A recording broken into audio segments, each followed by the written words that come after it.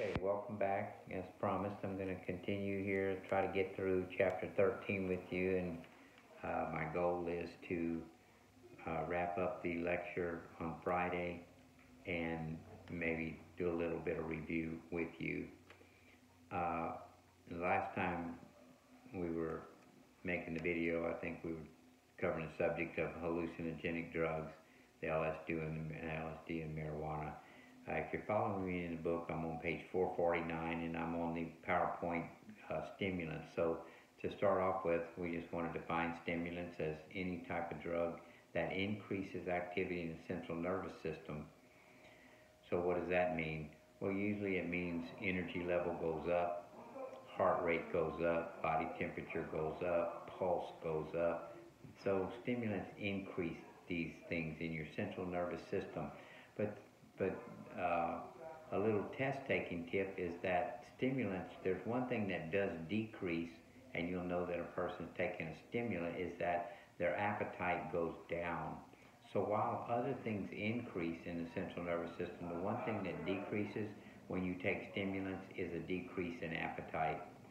And so that's why a lot of times the kids that we have at our facility, and let's just say they take drugs for ADHD. Well, you take a stimulant.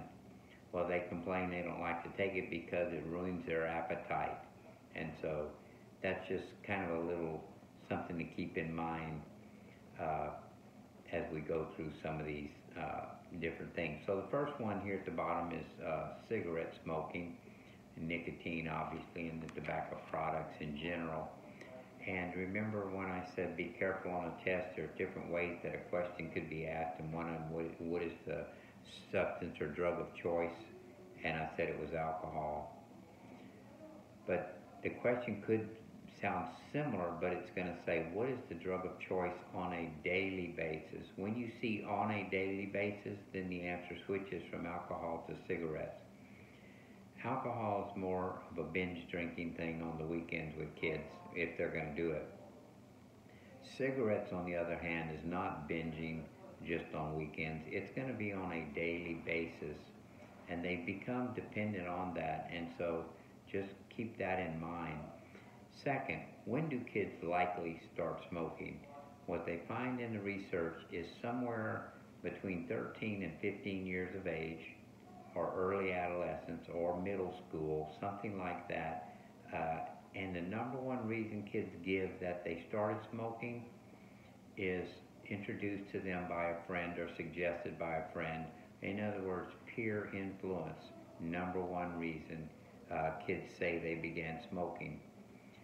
Now, here's another test-taking tip, and this applies certainly to cigarettes, but it also applies to alcohol. It applies to any maladaptive behavior in this chapter, and that is the younger the age, the greater the risk. So it doesn't matter, but right now we're talking about cigarette smoking, so the example here would be the younger a kid starts smoking, the more difficult it is going to be for him or her to stop smoking someday. Same way with alcohol. If you start at a young age, you're increasing the probability of struggling with alcoholism and so on. So the younger the age, the greater the risk. And again, that applies to any maladaptive behavior, including the cigarette smoking.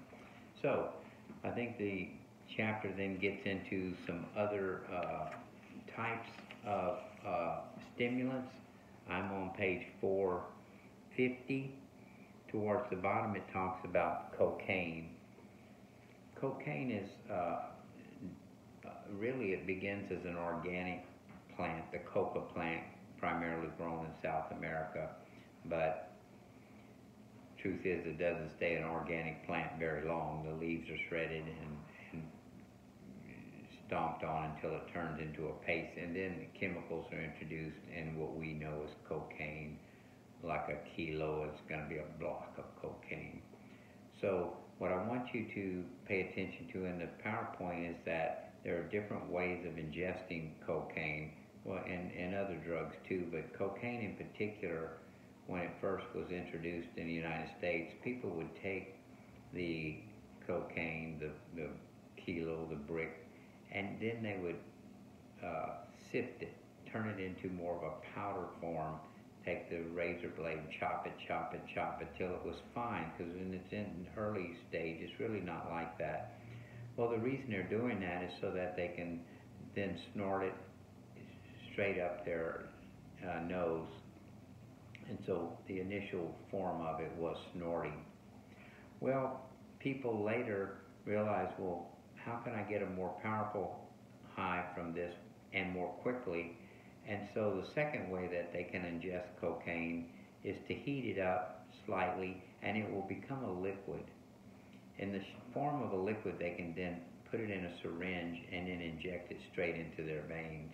And that's going to be a more potent hit, and it's going to be quicker. Well, people are always looking for even more powerful highs when they're doing drugs at this level. And so finally people thought, well, what if I continue to heat it to the point of vaporizing it and then inhaling the vapors? And so that's what they call smoking. The problem with that was that to heat cocaine up to that temperature, some of those chemicals that they added were flammable, and they had not all been depleted out of it. And so when they heated it, try to heat it to a vapor, it explode on them. They call that freebasing.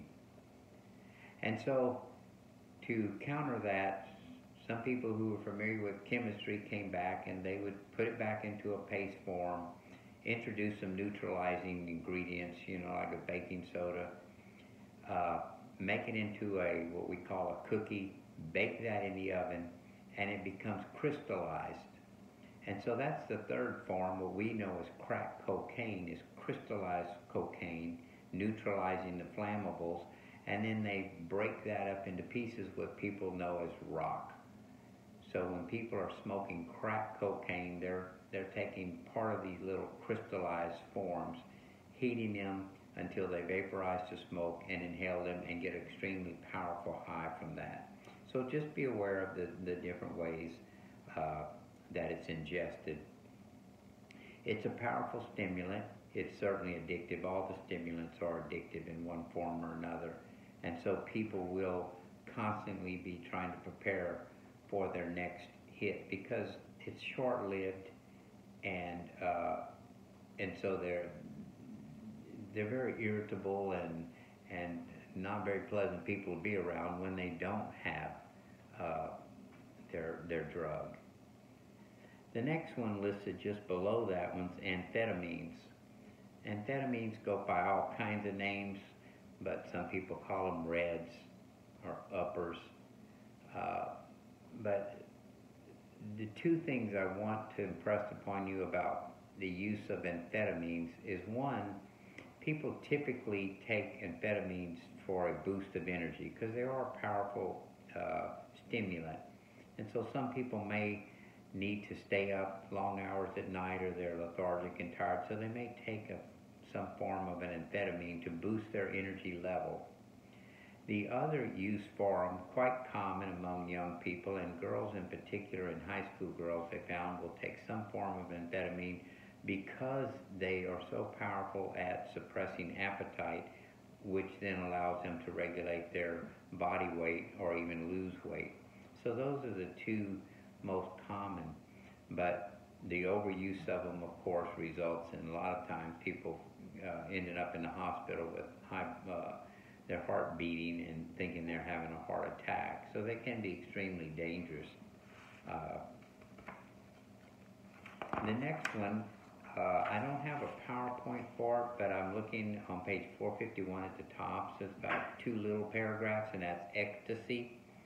Ecstasy is another stimulant. It's technically MDMA, and used to be that you just took it in the form of a tablet, but more and more people are willing to experiment, and they crush it and they snort it and they try different things. It's perceived as harmless among young people because when you talk to them, they say everybody's happy, nobody gets mad, everybody's having a good time. And that all sounds good, but what they fail to tell you about ecstasy, there's 2 downsides to it mainly. One is you develop a tolerance level very quickly, and therefore if you take the second or the third tablet compared to when you only took one and went to these rave parties and had a good time, and now you're having to take more to get the same effect.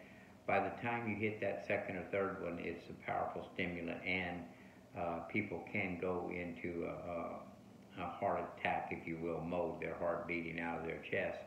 The second problem with it is it's so powerful as a stimulant. These young people go to these parties, these raves, and they're dancing, and they can't really sit down and cool off, and because they're just constant movement, and they dehydrate and their electrolytes go out of whack, and then the next thing you know, they're going down, and then they're in an environment in which their friends don't know what to do about it, and everybody's panicking. So there's some serious consideration with the ecstasy. The next category of drugs on page 451 there, just below the ecstasy paragraph, is depressants. Well, it should be obvious. If stimulants increase activity in the nervous system, central nervous system, then depressants do the exact opposite, and they decrease activity in the central nervous system. So the heart rate's going to slow down, the speech is going to become slurred, your ability to think and move and be coordinated is all going to begin to slow down until you can finally just go into a coma. So for instance, a person doing heroin, it's such a powerful depressant that they just literally go off into sleep, almost like a coma. And if they take too powerful, they can literally die because their heart will just stop beating altogether. But anyway, let's look at some of this. The first part covered under depressants are illicit drugs, not illicit like heroin, but illicit drugs. So I mentioned before that illicit drugs are legal. So we're typically talking about prescription drugs. The first one covered here under this category is the barbiturates. So the barbiturates, the scenario you might see is that someone goes to the doctor and complains of insomnia. They can't sleep. The doctor is likely to prescribe a barbiturate, which should let you know that they're basically writing a prescription for a sleeping pill. Well, that's going to be things like Nembutal, Seconal, and it's going to allow them to go to sleep. And so that's its primary value or purpose for prescribing it. The secondary benefit is that if they get a good night's sleep, then they're going to be less stressed the next day, because a lack of sleep or insomnia, you wake up tired and irritated, and it's difficult. Sleep deprivation can create all kind of problems. So anyway, just know the names of some of these. It'd be helpful. But the second one that they talk about in the depressants, the illicit ones, are the tranquilizers, the family of tranquilizer drugs. So in this case, the person, when they go to the doctor, they're complaining of stress, anxiety, I'm on the verge of a nervous breakdown, and so the doctor's going to prescribe a tranquilizer. And so a tranquilizer is going to be more like the Valium type of drugs. Its primary purpose is to reduce the stress and anxiety so the person can function. The secondary benefit then would be that if they're not stressed out, hopefully they are getting a good night's sleep. So just kind of keep those two in mind. Below that on the same page is a discussion of the opiates. They call those the narcotics. And so like codeine, morphine, these are drugs, and heroin, these are drugs that are very powerful painkillers and very powerful depressants, but they're also powerfully addictive. And by the way, so are the barbiturates and the tranquilizers. People very quickly can become addicted to these. But the opiates are in some ways even more serious, because now you're moving over to some illicit drugs, and the problem there is sometimes you're not even sure what you're ingesting, because some of this stuff is synthetic. The same way people talk about synthetic marijuana that has nothing to do with marijuana, it's just a bunch of chemicals. Well, in the opiates, you're looking at a similar thing, with the exception, for instance, that if we're going to talk about heroin, heroin basically begins obviously as an organic substance, the poppy plant. And from the poppy plant, they pull some sap from it, and that sap is then uh, harvested, and along with other chemicals is converted into what we know as heroin, and it's powerful.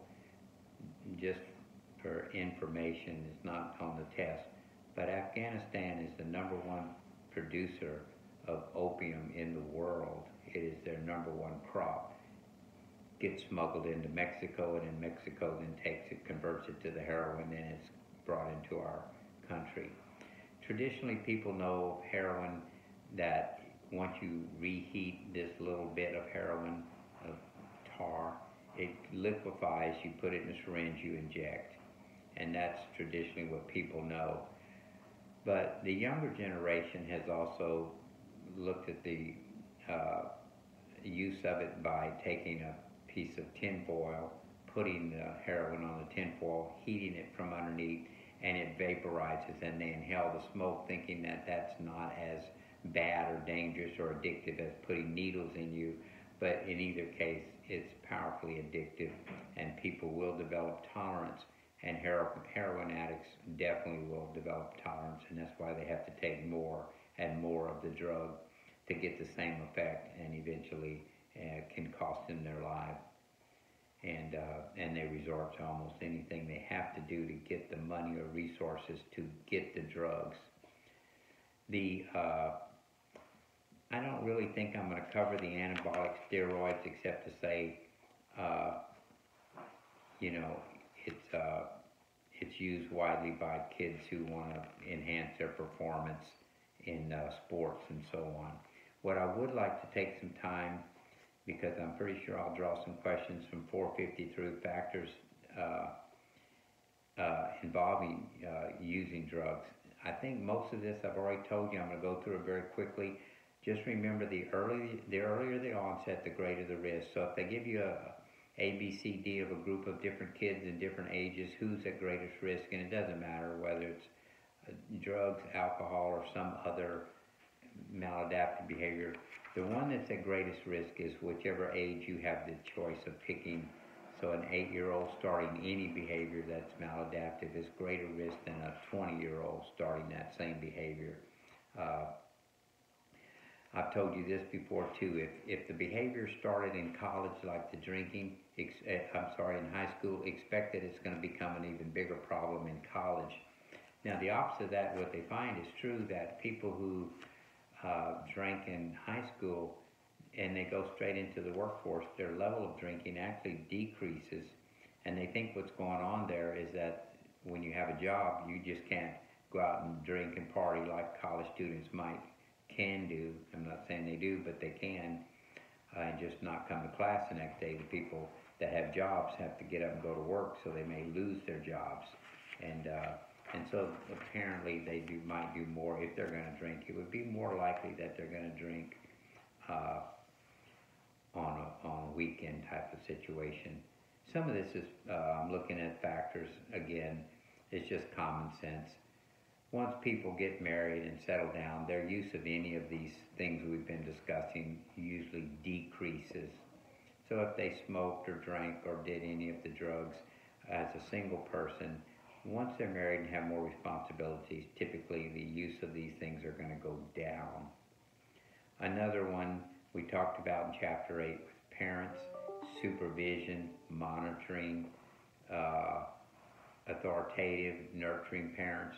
To the degree that kids are in homes in which parents themselves don't drink, they are authoritative, they monitor their kids. The use of any of these maladaptive behaviors, substances, is low, the likelihood of kids getting involved. And to the degree that the parents use other forms of parenting, like the authoritarian, the very strict style, or violent home situations, dysfunctional, neglectful parents, parents who aren't monitoring, then the likelihood or risk goes up, obviously. I think that's just, you'll be able to figure that out. Now that concludes the section on substance abuse. The next major section, and I'll just do a quick introduction, and because I want to make sure and be able to finish this up for you on Friday, juvenile delinquency. another maladaptive behavior. This is the population that I specialize in and work closely with on a daily basis. And so a simple explanation of exactly what is a juvenile delinquent, and that's just a juvenile is a minor, a delinquent is a person who fails to obey the law. So a juvenile delinquent is simply a minor who is breaking the law. Now that's not the same as an adjudicated delinquent. There are two different things here. There's far more juvenile delinquency out there than there are adjudicated delinquents.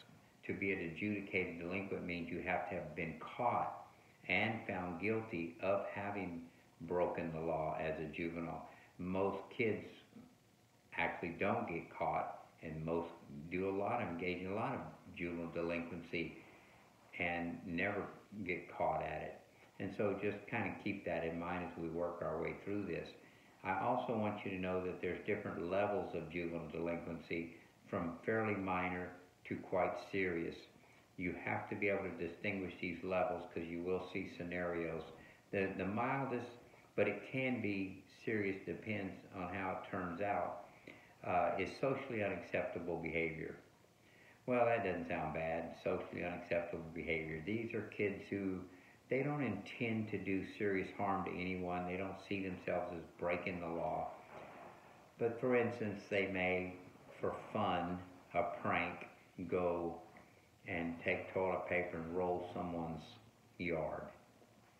Well, most people can take that in stride, but the truth of the matter is they actually are breaking the law. They trespassed, they vandalized, and if someone did want to take it to a higher level, they could have charges pressed against them for having done that.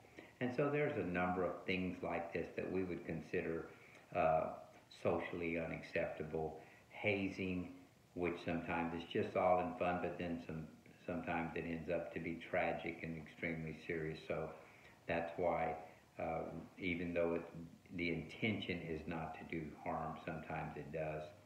The second level is called status offense. The simplest way to know a status offense is that it's against the law because they're a minor. If they were an adult, it would be perfectly legal. So some of the obvious status offenses would be purchasing cigarettes, for instance, purchasing alcohol, getting a fake ID and going into a casino to gamble. These things, as an adult, our society says are perfectly legal to purchase and or participate in, but not for a minor. For a minor, it is a status offense. So the status of their age is what makes it illegal. Some others that are not so obvious to you would be a minor running away from home is considered a status offense. An adult can simply pack up and leave.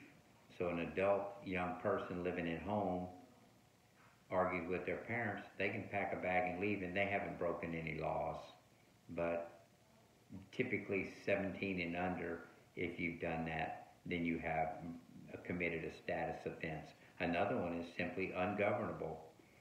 A kid who fails to comply with the reasonable demands of the parent or guardian, like for curfew and coming in, or discipline, and they refuse to comply, they're committing a status offense, and it's called ungovernable behavior. Whereas an adult, you can't give them a curfew. You could try, but they don't necessarily have to come in at that time. They haven't broken any laws. And then finally, the index offense level is the most serious. And here's the key. An index offense is against the law regardless of age. So these are crimes like murder and arson and rape and burglaries and carjackings and things like that. They're felonies, and it doesn't matter if you're a minor or an adult, it's against the law. So be careful on the test. It might start off saying that John is 16 years old and has just committed arson. It doesn't matter that John is 16 years old. Don't let that part trick you. John committed a felony, arson. It's a crime whether he's 16 or 60. It doesn't matter. So then in that case you would pick he's committed an index offense. Okay, well I've gone a little bit over, and the next thing I'm going to discuss in the next video is a little more technical in that it deals with some diagnostic things that you're going to have to know in coming up with mental disorders. So I'll introduce that to you in the next video. So good luck.